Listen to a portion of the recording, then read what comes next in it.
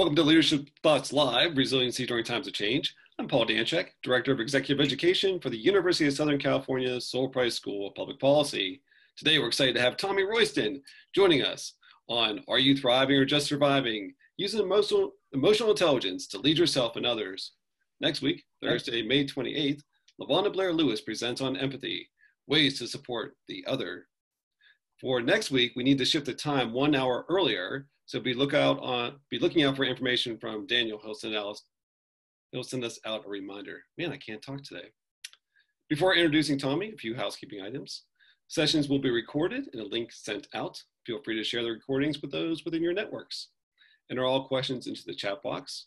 All participants will be muted for the duration of the lecture, although we are expecting an intimate group today, so feel free to unmute and join the conversations a little bit later on. We recommend that you use the raise your hand feature in the participant reactions. So if you're looking at the participants panel now, at the bottom, you'll see that there's a raise your hand option on the left-hand side, followed by yes and no, go faster, go slower, etc. Now onto our main event. Tommy Royston is part of the USC Executive Education team. He directs our program with behavioral health executives and delivers a variety of leadership presentations, including on personality styles, and today on emotional intelligence. Not conquering the world with leadership insights, you can find him running or hanging out with his fur babies. Tommy, what's all the buzz around emotional intelligence? Oh, well, let's find out. Good afternoon, everyone. Hope you all are doing well wherever you're joining from. It's good to see many of your faces. I would encourage you, if you feel comfortable and you have the ability to share your video. That's always nice to see people that we're talking with versus just to see a name. So thank you for doing that. Again, my name is Tommy Royston, and I'm delighted to be with you all for a little bit of time this afternoon.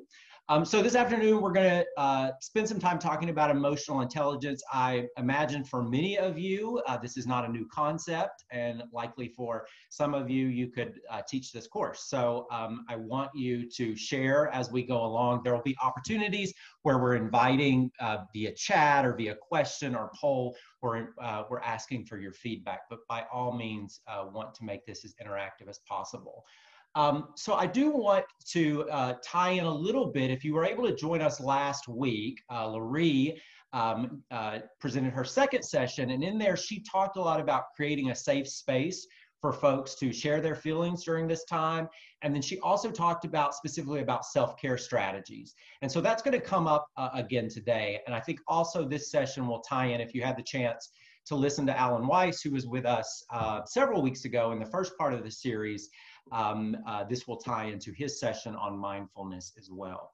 So as we get started, I'd like for you all in the chat box to just let us know where you're joining from. So you're joining from, Boise, Idaho, or wherever, and also to think for just a moment and to add additionally a couple of emotions that have been prevalent for you the last couple of months. They can be good or bad. Don't overthink it. But share where you're coming in or where you're joining us from, and a couple of emotions that have been coming up for you. Oh, good, they're coming in. Welcome, Silver Springs, San Jose. Angst. Okay, so we're starting to see Sarah McKellen. Angst. Thank you, Sarah. Anxiety.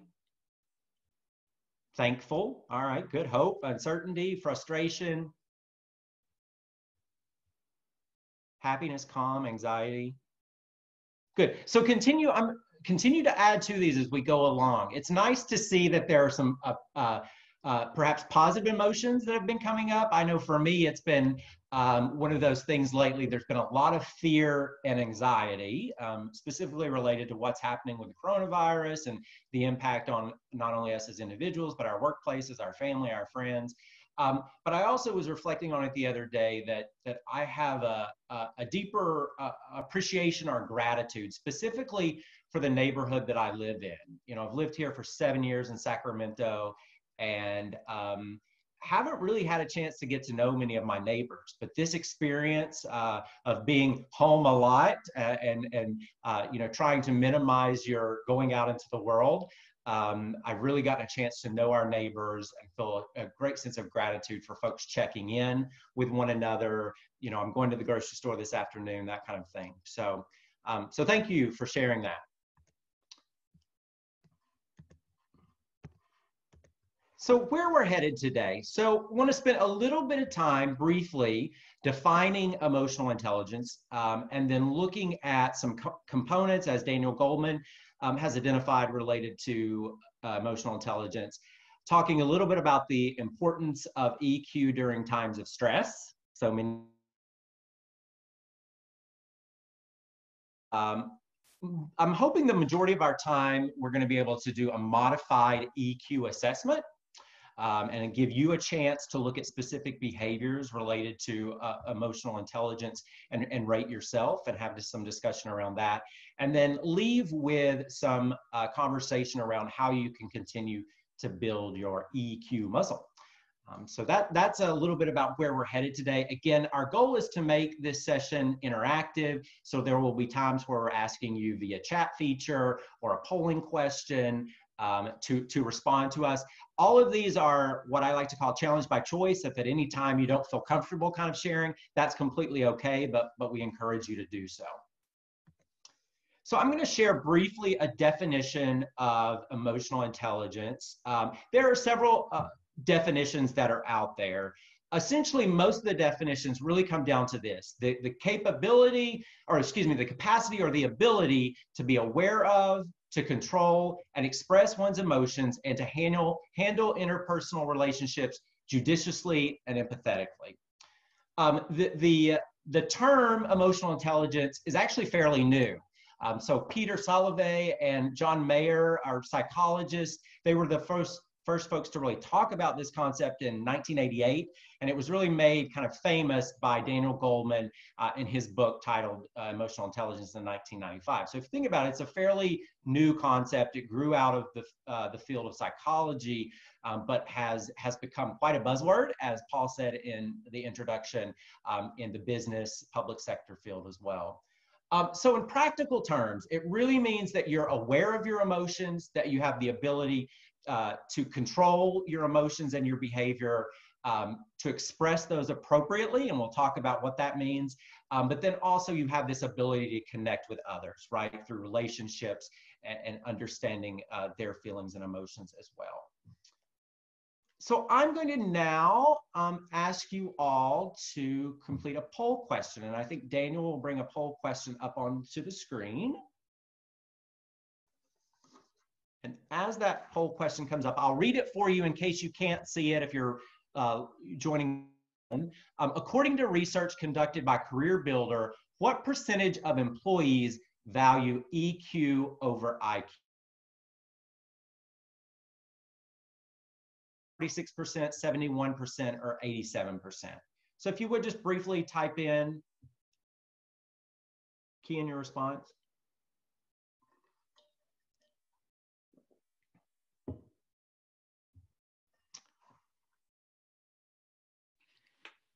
Great, Tommy. The results were in 71%, or 71, 41% say 71. Man, I really can't talk. I'm glad you're leading the session today, Tommy.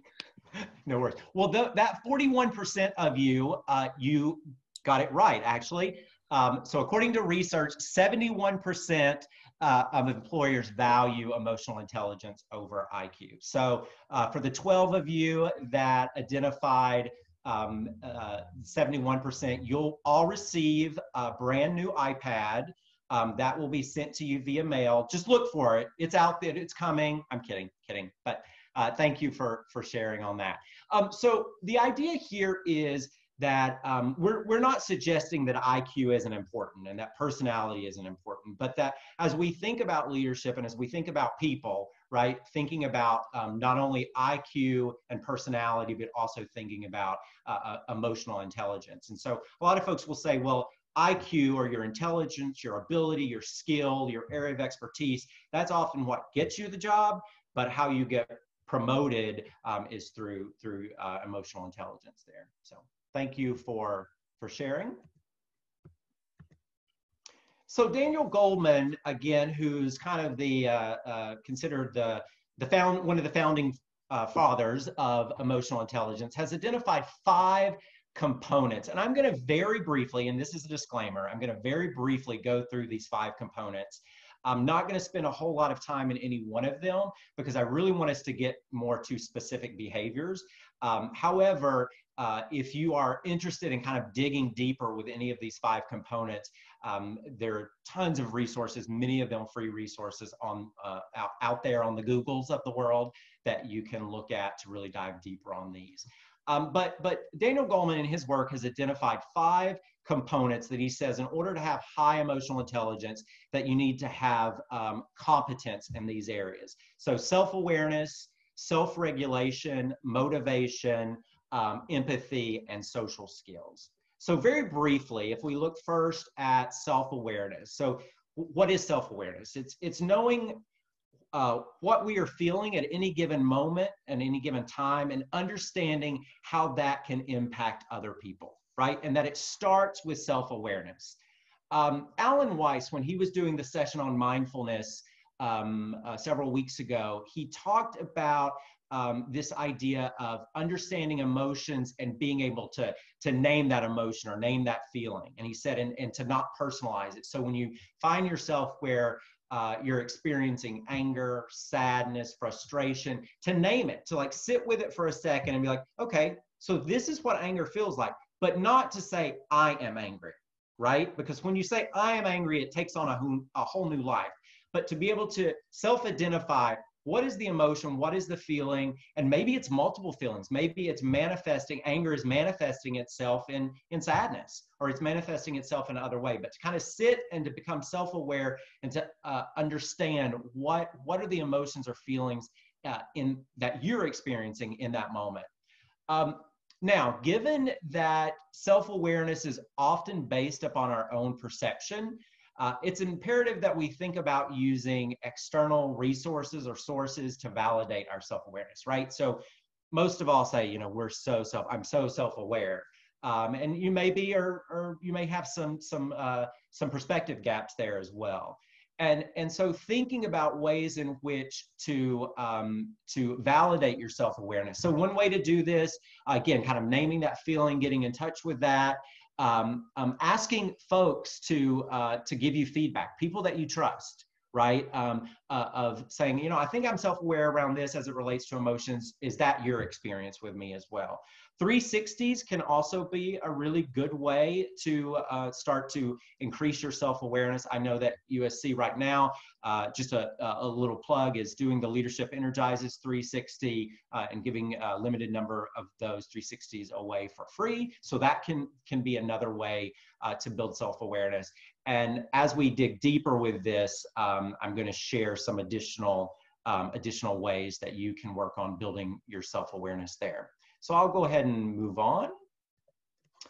So the next component is self-regulating. So not only to being able to be aware of our emotions in the moment, to be able to control and redirect our emotions and to anticipate the consequences before acting. So to be able to anticipate and say, I really want to send this nasty email out with a bunch of exclamation points and, big bold font, but because I'm so angry right now, or I'm feeling anger right now, but to know what is the result of that, right? And that may not serve you well down the road. So that's a little bit about self-regulation. So pausing, if you're like me, this is an area that I've continued. So remembering the importance of the pause and other techniques to regulate your emotions. Now, you go into every situation and you're void of emotion. That isn't it at all. Self-regulation is the ability to redirect and control those emotions when need be, right? So if you're experiencing anger, sadness, frustration, whatever those emotions, anxiety, the emotions that you shared as we started, to how can you still experience that emotion, right? Because that's real for you, but do so in a way and redirect and control that emotion so that it doesn't take on a life of its own. Tommy, just a fair warning, sometimes there's a glitch in your feed. And if Oh, there's a big enough chunk, I might ask you just to repeat it again. okay, good to know. There are how many millions of people trying to use Wi-Fi in the world right now, right? So I apologize for that, but thanks, Paul, for letting me know. So the third component that Daniel Goleman talks about is motivation. So this is a personal drive to improve and achieve. And so this is not about thinking about how you motivate others. I know most of you on this webinar, you have teams that you support and manage, but this is really about looking at yourself, right? And how do you motivate yourself to want to improve and to achieve? I don't know if any folks, if you are, maybe raise your hand either on the via the emoticons or via your video. If you're familiar with Carol Dweck's work on a growth mindset, she wrote a book on a growth mindset. Have any of you read that book? If you haven't, it's one that you might want to check out, particularly around this idea of self-motivation. And she talks about her research and looking at having what's called a growth mindset versus a fixed mindset. And that folks with a growth mindset, they're able to take experience, training, and personal effort, AKA your motivation, to help them aspire to do more. I'm seeing some chats coming in here, so I just want to check those. Oh, yes. Someone asked, Jennifer, you asked if we could type out the author and the title of the book that I just referenced. I actually think it is in the last slide that I'll be giving. I'm going to leave you with some additional resources. So I think it's in there, but it's Carol Dweck, D-W-E-C-K, Growth Mindset. Hopefully that was helpful for you. Okay, so moving on. So the next component is empathy, and we talk a lot about empathy. And so Maya Angelou, as you all know, she has a famous quote: "I've learned that people will forget what you said, people will forget what you did, but people will never forget how you made them feel." Right? Let me say that again. I've learned that people will forget what you said, people will forget what you did, but people will never forget how you made them feel. So your ability to be empathetic is what people feel. It's what they remember.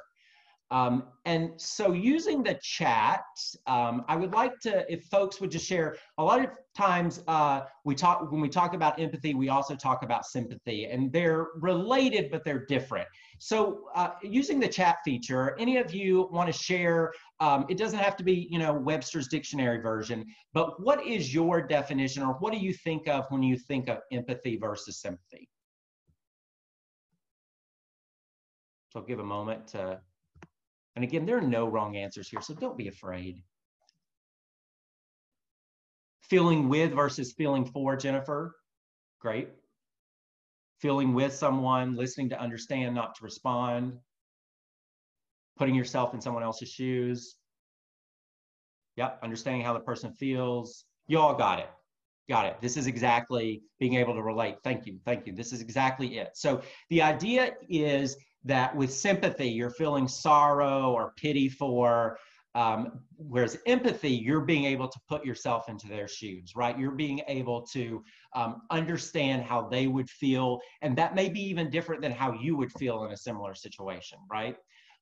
The idea around empathy is it's sometimes easier said than done, right? And so here's an example. Right now, I have a lot of sympathy for folks who feel anxious, afraid, frustrated, and angry about the coronavirus and the impact of that on their individual lives, their livelihood. I sympathize with that. However, I'll be completely honest with you. I'm currently right now really struggling to be empathetic towards folks who have manifested some of that in anger around wearing face masks, for example. I need to be able to better put myself in their shoes, and the anger around, feeling like personal rights are being taken away. So I'm sympathetic to that, but I'm struggling with being empathetic towards it, right? And so for me, the struggle for me and the task for me is to really to not only think about, my own self and how I think about or what I believe related to personal rights and freedoms and safety, but to try to better put myself in their shoes and try to see it through their eyes.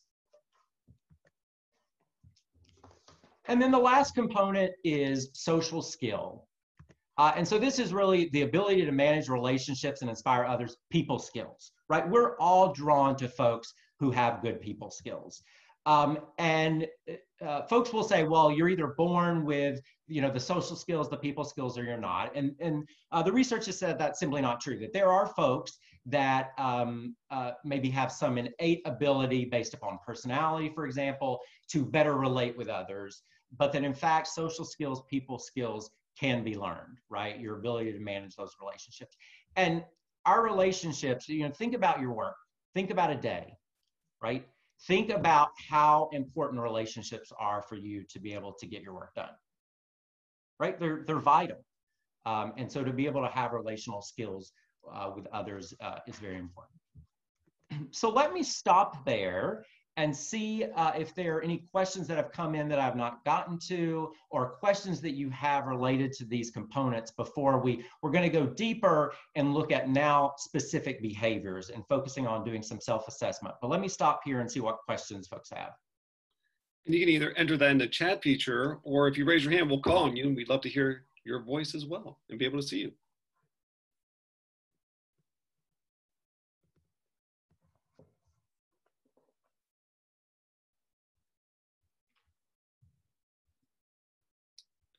So Tommy, I have a question. How do you do all 5 at the same time? Yeah, that's a really good question, right? So the idea, again, as Goldman suggests, is that in order to have high emotional intelligence, you have to have competency in each of these component areas. However, recognizing that all of us have particular strengths or weaknesses in one or the other. So again, for me, I feel like I kind of excel or have good self-awareness. I've struggled over my life and frankly continue to struggle with some of the self-regulation of behavior. So the idea here is that you're never likely going to be, stellar at all 5, but you need to be thinking about all 5. And Paul, one of the things we're going to be moving to is talking about specific behaviors that you can focus on, because as some would suggest, is these are kind of vague concepts, and how do you kind of personalize them for yourself and grow from those? Thanks, Tommy. There's an observation that came in around cultural dynamics. It can make it difficult to be empathetic if one does not have a cultural reference. Yeah, that's thank you for bringing that up. Indeed, very important. And so that kind of goes back to when I was talking a little bit about sympathy and empathy. Empathy is the ability to put yourself in someone else's shoes and kind of see the world through their eyes. And it's important to attempt to do that. And to also recognize, again, that it can be very difficult to do. So me being a white cisgendered male, to be able to put myself into the shoes of a person of color, of a female, who's someone who does not identify as cisgender, is difficult. And I have to recognize that. That's part of the self-awareness piece, is to recognize that in order to try to see the world through their view and their lens, I have to recognize who I am, my own biases, perceptions, and my own worldview is there, and to bring that into the equation. So thank you for bringing that up. I don't see any other questions, Paul, am I right? No, I think so. I think okay, we're good. Great. Well, if you have additional questions about these components, feel free to add them into the chat. We'll come back to those, but I'm going to go ahead and move us forward. So why is emotional intelligence important? So I just wanted to share, a little bit of some of the research that's out there in the world. So we started with the poll question around, 71% of employers value EQ over IQ. Here's some other pieces of research. So social and emotional abilities are 4 times more important in IQ in determining professional success. Again, this is not saying that IQ and personality isn't important, but those are often what get you the job, your credentials. But in terms of how you succeed in your work world, is often based upon your emotional intelligence. So people with high EQ are happier and healthier. Don't we all want to be happier and healthier? EQ has been shown to have a strong impact on organizational performance. People with high emotional intelligence make more money. Now, I know all of you in the public sector, you got into this work because you want to, be a millionaire, right? I'm certain of it. That isn't the case. Many of you have other motivations in the reason that you do the work that you do. But again, as we think about this idea of what helps you be promoted in your career, emotional intelligence and leaders thinking about and working on their emotional intelligence is important.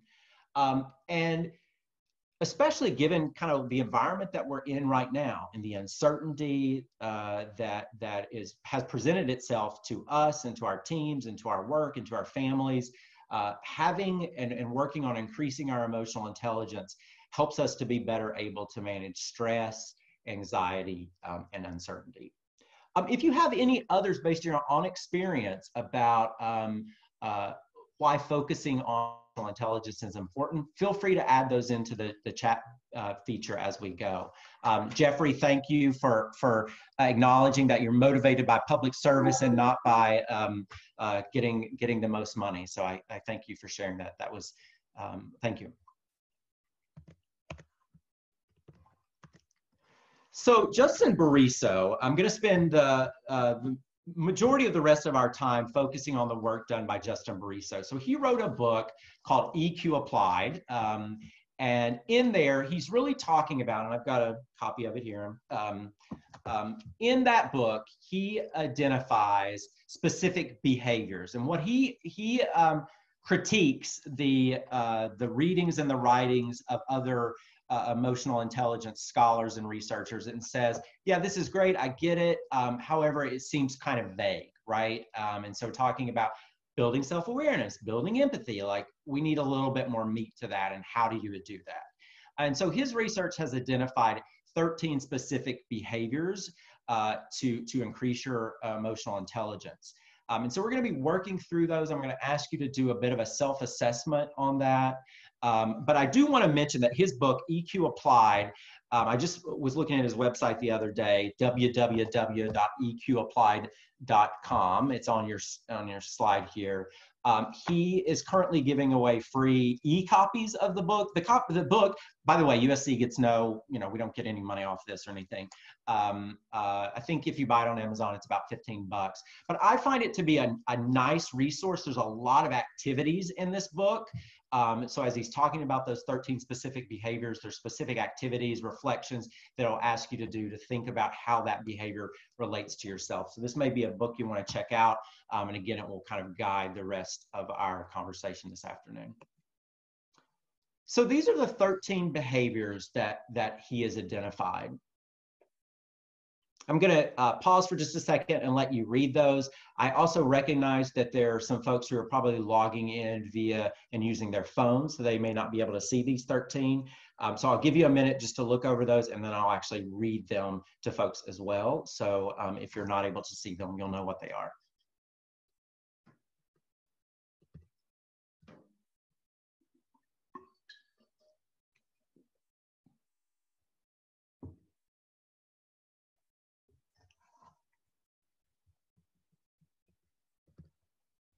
Okay, so the 13 behaviors that he identifies are, so you think about feelings, you pause, you take time to pause, you strive to control your thoughts and emotions, you benefit from criticism, you show authenticity, you demonstrate empathy, praise others, you give helpful feedback, you apologize, you forgive and forget, you keep your commitments, help others, and you protect yourself from emotional sabotage. So emotional sabotage is when individuals attempt to manipulate you or your emotions to promote their own personal agenda. So you're protecting yourself from that. So as you see at the bottom, there's this rating of a 1 to 5. So what I'd like for you to do is just take, if you've got access to a scratch sheet of paper at your desk or around you and a pen, I want you to just briefly jot these 13 behaviors down. And I'd like for you to rate yourself on them 1 to 5. 1 being, I never utilize that behavior. 2, I rarely, my Southern came out right there. I rarely utilize that behavior. 3, I sometimes use that behavior. 4, often, and 5, always. So again, what I'm asking you to do is to briefly jot down these 13 behaviors and to rate yourself on a rating of 1 to 5. Go ahead and take about 5 minutes to do that, and then we'll come back together. You're not turning this in, so to the extent possible that you can, within the 5 minutes, really assess yourself and give yourself the score, we would appreciate it.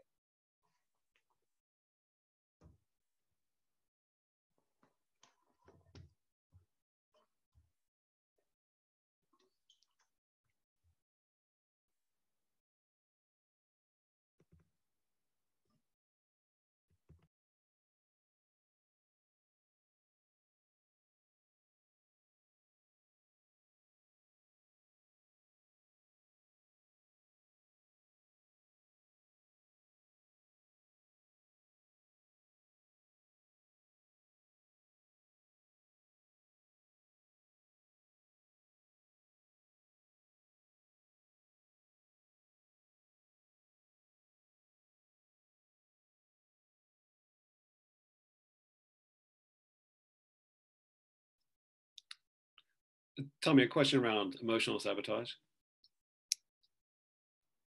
Yeah, thanks, Jennifer, for asking about that again. So the idea of emotional sabotage and protecting yourself from it.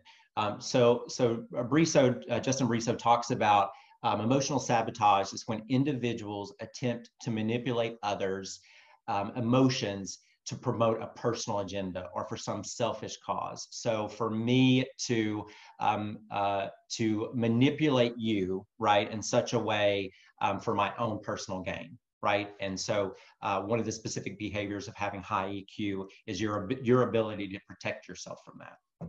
Is that helpful, Jennifer? If not, let us know.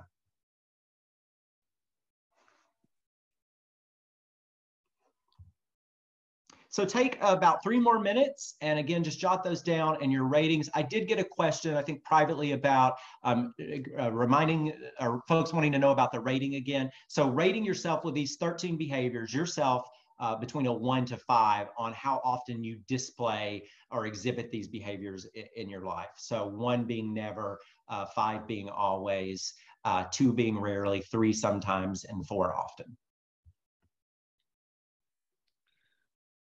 So tell me, while they're still calculating their numbers, Jeff tossed in a comment about sabotage sounds like gaslighting. And I'm wondering if that's in the extreme of what emotional sabotage is, or if you had thoughts on it.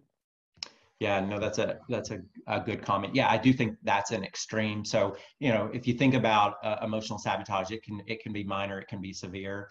You know, it plays out in obviously varying different ways and in different scale. So gaslighting would be an extreme version of that. Tell me, a question came in from Raul about advising and working with colleagues or subordinate that you feel like doesn't have strong EQ, and it's important that they benefit from it for their own professional growth. Yeah, and so how do you advise those individuals? Yeah. How do you go about doing it? Yeah. Well, so let me do this. Let's have folks finish the completing the assessment. I don't want to over talk as you're thinking, but I'll come to that question before we move forward. Does that make sense? So give another minute pause, and then I'll answer that question.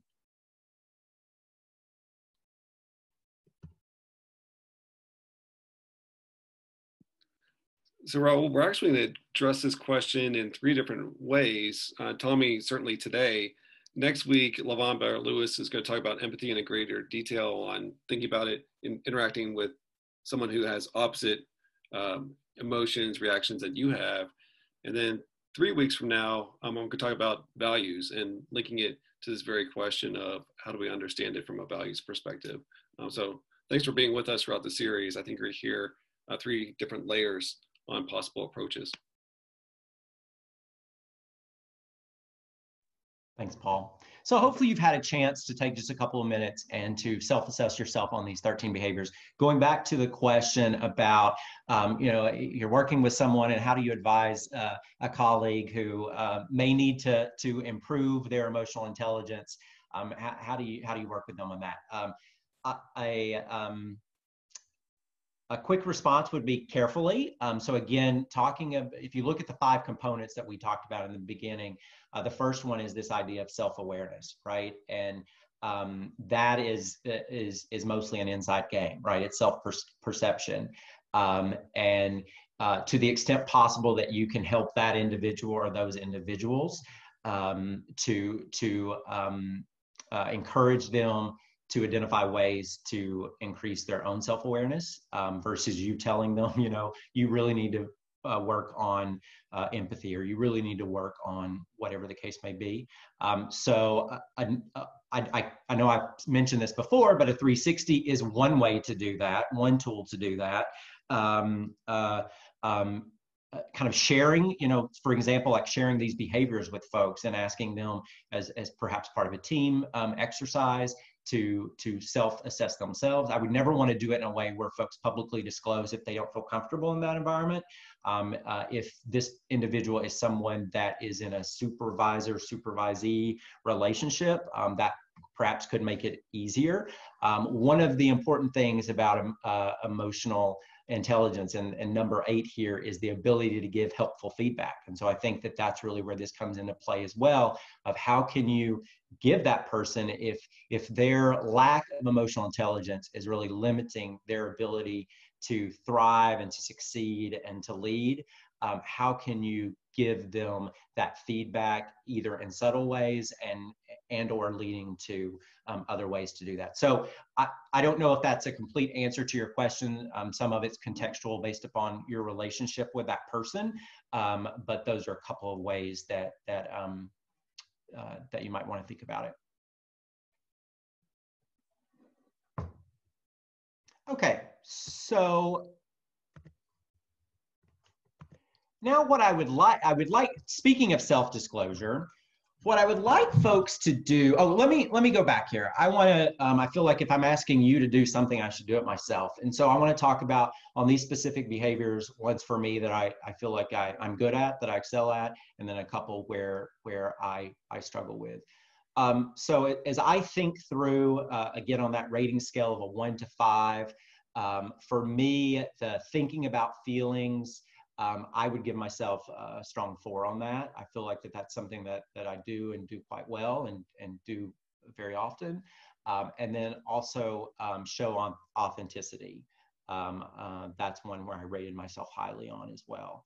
And there are different ways to be authentic. You can't always be authentic, or you can always be transparent, but you can most always be authentic. So that's where I feel like I excel. In terms of areas of weakness, so as I mentioned before, number 3, striving to control my thoughts and emotions. That's one where I have a lot of passion and compassion for my work, and sometimes that does not display itself in the most appropriate means. I used to have a philosophy that no one cries alone, and I'm working on that. And also, this kind of goes back actually to the question before around giving helpful feedback. I have no problem giving feedback, particularly if it's positive feedback and praise. One area that I've struggled with is giving helpful critical feedback. So being clear, being concise, being direct. And what happens for me when I'm doing that is I overlay my own emotion to that. And so therefore I don't feel like I give as good a feedback, and folks often leave that not exactly knowing what feedback I'm giving them. So that's an area where I want to improve and continue to improve on. So what I'd like for you to do is in the chat feature, if you feel comfortable, no, you don't have to share, but I'd like for you to identify 1 or 2 of the behaviors, these 13 behaviors that you feel like you excel at, that you're really good at, and share that. And then conversely, identify 1 or 2 of the behaviors that you would like to focus on, that you feel like there's room for improvement based upon either how you rated it or how you know yourself. So if you would just denote some way so we know which are ones that are areas that you excel at and ones in which you would like to improve upon. And again, you don't have to do this. This is not going to be shared with anyone other than our group. But it's just helpful to know kind of where folks are at. Tommy, can you put the backslash? Can you go Oh, back? yeah, of course I can. Yeah, that would be helpful. Thank you. It might be helpful just for shorthand if you do a plus sign for those that you do really well, and then maybe a negative sign for those that might be struggling.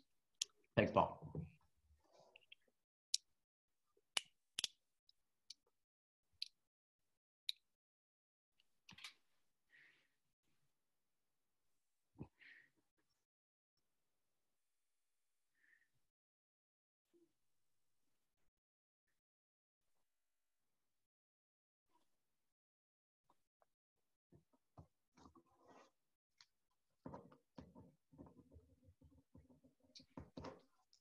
And Tommy, for those of you that are watching this after the recording or after the live into the recording, the responses that are coming in seem to be all over the map. That being those that might be a strength for some, might be something that others are struggling with, and vice versa. But they're really coming through in strong ways. Yeah, thank you, Paul.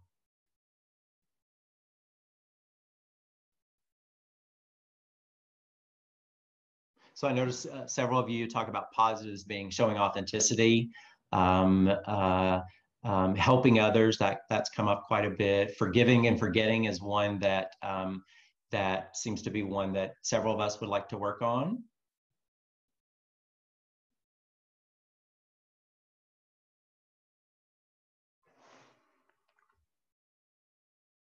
Okay, it looks like most folks who wanted to have a chance to respond have done so. Thank you for doing that.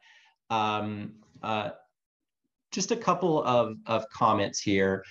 So specifically on, I did the session once before, and folks were talking about this idea of forgiving and forgetting. And in particular, I had an exchange with one individual who she said, you know, she was talking particularly about it in her workspace. She said, you know, I have this situation where an interaction happened, didn't play out so well. A person, you know, did something that they shouldn't. They asked for an apology. She accepted that apology. She was able to forgive them for that. But then, you know, weeks later, a very similar thing happened. And so she talked about, you know, how do you truly forgive and forget? And so ultimately kind of where we went with that conversation is part of emotional intelligence is knowing, and I think it relates to the behavior number 13, is protecting yourself from emotional sabotage, right? That if we're being authentic and we do something wrong, we all do things wrong. We all behave in ways with people throughout our lives that we regret. And we ask for an apology, and that apology is accepted. That means that we're saying, I goofed up here and I want to work on that. I'm sorry, I don't want to do that again. And so, and yet if that behavior continues, right, here's where high emotional intelligence would say, it's not about forgiving and forgetting, it's about protecting yourself from emotional sabotage in that situation.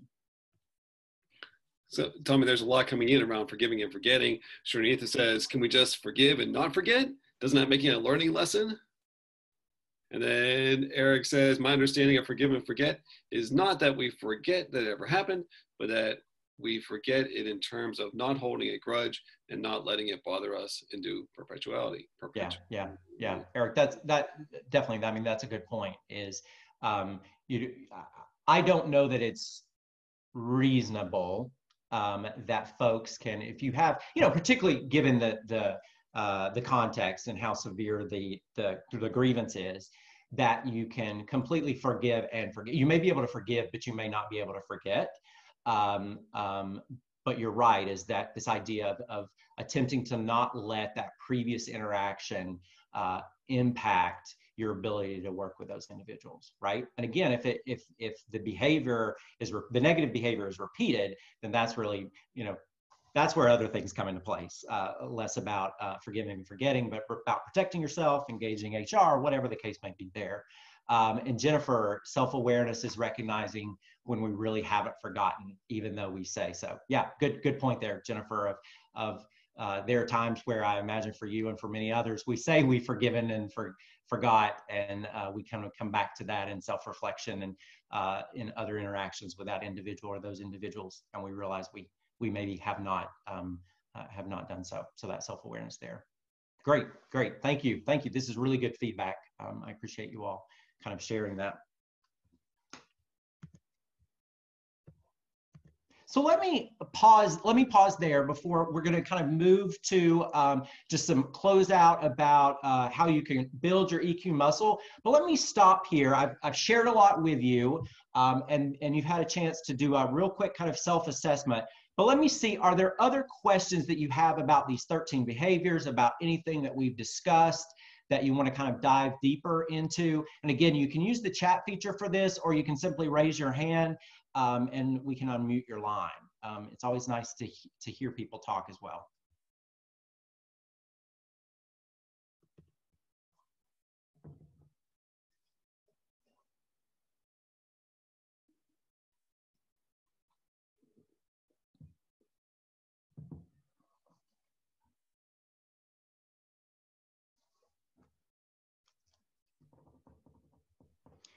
So Nick asked about, can we talk about number 8, giving helpful feedback? Nick, if possible, can you unmute your line? Sure. So can you talk a little bit more about what you want to talk about more with number 8? Sure. So maybe just some strategies on, because I'm not afraid to give people feedback, and some people take it better than others, right? And so I guess my thing is, I always try to, qualify it a little bit depending on the person that I'm working with.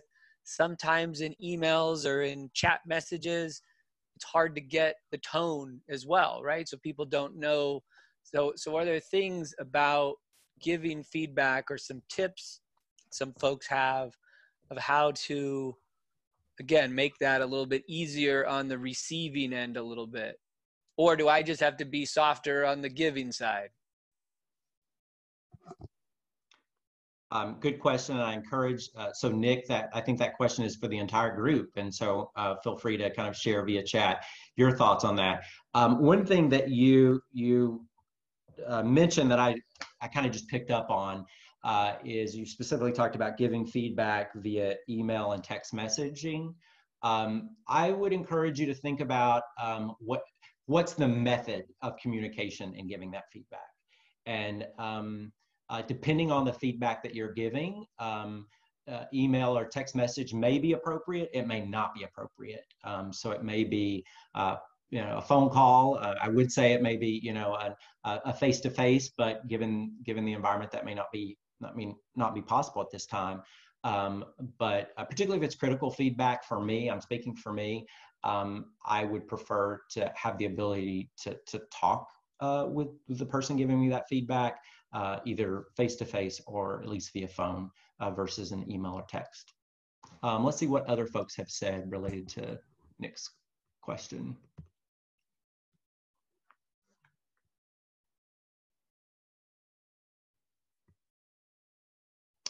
So Jennifer, I think Jennifer, someone was talking about unsolicited feedback. So again, great point about receiving and giving feedback. So here's something that a colleague of mine has utilized with me. Oftentimes when we take our work very seriously, and we hopefully take a lot of pride in our work. And as we work to improve our emotional intelligence, giving and receiving feedback is important. And I have a colleague who I trust completely, and she will often say to me, I would like to give you some feedback. Are you open to it right now? Right? So making sure that I'm in the right space. And so, for example, after I gave a training once, I felt like I didn't do a very good job. She was in that training. She wanted to provide me feedback. And she said, I'd like to give you some feedback. Are you open to it at this time? And I said, I'm feeling a little bit just like too vulnerable right now. I want that feedback. Can you give me an hour? Just to kind of collect myself so I wouldn't be defensive or kind of handle it more appropriately, being more willing to be able to be in the mindset to receive that feedback. So that's an important distinction Jennifer and others brought up there. So Tommy, I like the way you frame that, because I often hear people say, may I give you feedback? And our inclination say yes, but giving ourselves permission to say, no, not right now, I think can be very helpful. I made the mistake many years ago of saying, when someone offered me feedback on something else, this was maybe 15 years ago, 20 years ago, I still remember it, when the person asked me if they could give me feedback, and I said no, because I wasn't in that space to receive it. But I didn't frame it the way you framed it of, I would like the feedback, I'm just not ready to receive it right now. And I think being mindful of that side as well can be helpful as we think about that whole exchange of giving helpful feedback. Yeah.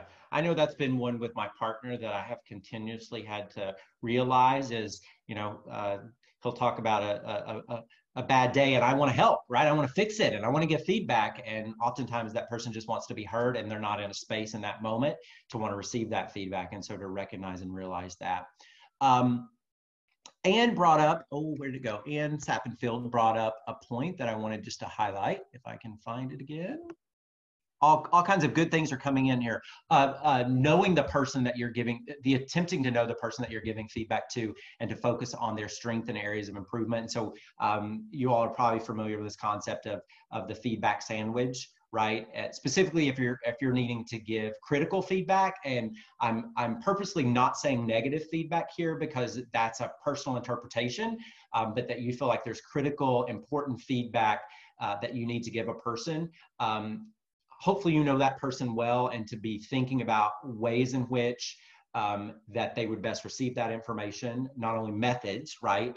Whether that be via email, face-to-face, whatever, but to think about this idea of a feedback sandwich is really being authentic and focusing on and praising the person for what they're doing well, right? But then also giving the feedback of areas of improvement or where things fell short of expectation or whatever the critical feedback is that you need to give that person. And then following that up with, again, kind of reiterating the positive that you see in the person. Now, you can't always do that, but hopefully with everyone that you work with, the positives outweigh the areas of critique or concern. As long as you can do that and make it feel authentic, Nick, and others, that feedback sandwich might be helpful, because what they say, it takes hearing 5 positive things to counteract 1 negative thing. And so if the individual interprets the feedback as negative, it's also important to focus on the positive there as well.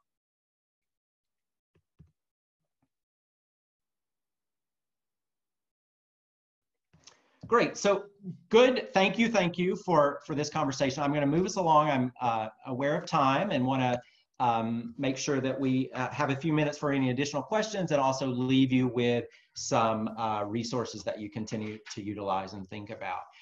So Justin Bariso in the book EQ'd Applied talks about, okay, so what do we do with this, right? So you as an individual, you want to improve your emotional intelligence. There are these 13 specific behaviors based upon his research to really focus on. And so where do you go from here? And his suggestion is to start small, right? Just as we just did the activity asking you to identify 1 or 2 areas where you excel, as well as 1 or 2 areas or behaviors that you would like to improve upon, is to just start with that.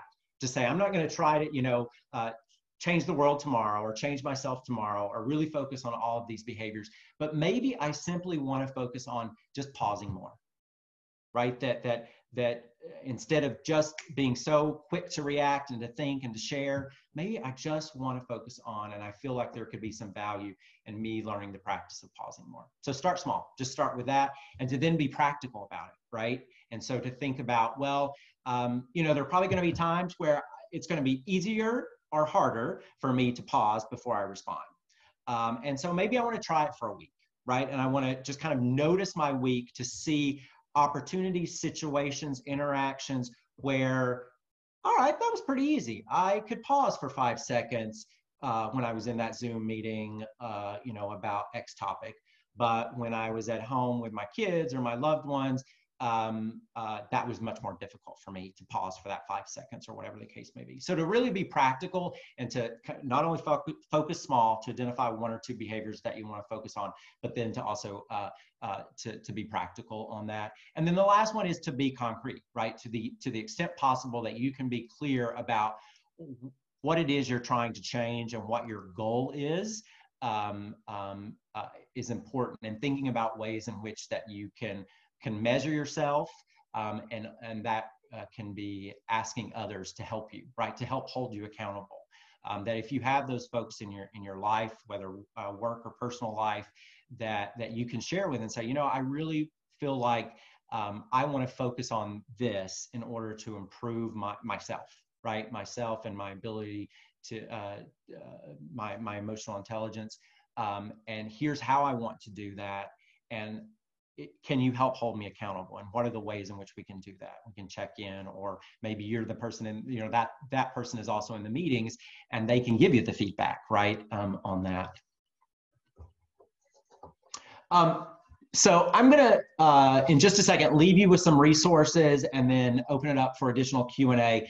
But in the book, Justin Briso gives this idea of 3 questions you should ask yourself in the moment that can help improve your emotional intelligence. And I think these are pretty profound, and so I want to share them with you.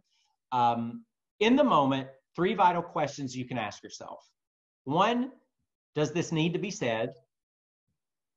2, does this need to be said by me? And 3, does this need to be said right now? So I don't have these written down, so I'll say them again in case you want to. So ask yourself, does this need to be said? Does this need to be said by me?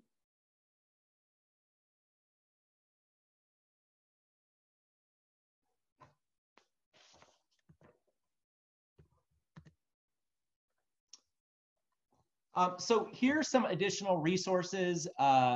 Again, Goldman is considered one of kind of the founders of the concept of emotional intelligence. So here's some books that you might want to check out. I would really encourage you, Harvard Business Review, though it's focused more on the side of business than less about public sector or government work. There's some really good resources that they have, that most of them are available for free around emotional intelligence. Also, there's some good TED Talks that are nice 15-minute key takeaways there. And then also, again, Carol Dweck was the one who I mentioned about the growth mindset, specifically looking at motivation. So let's stop there. We have about 3 minutes for any questions or comments folks have. Jennifer is also talking about Harvard Business Review, HBR, summary articles on giving feedback. Yeah, they have some amazing resources on Harvard Business Review. Tommy, if it's okay with you, we'll stop the recording and let questions emerge maybe more organically. I recognize there might be some personal notes to it, so sure. We'll stop the recording. But before we stop it, I want to thank you for really developing this session around the series around resiliency and presenting with us today. It's great to see you in action within a classroom setting, and you're a total rock star when it comes to this online learning piece as well. And glad to have you here, Tommy. So thank you very much for doing that.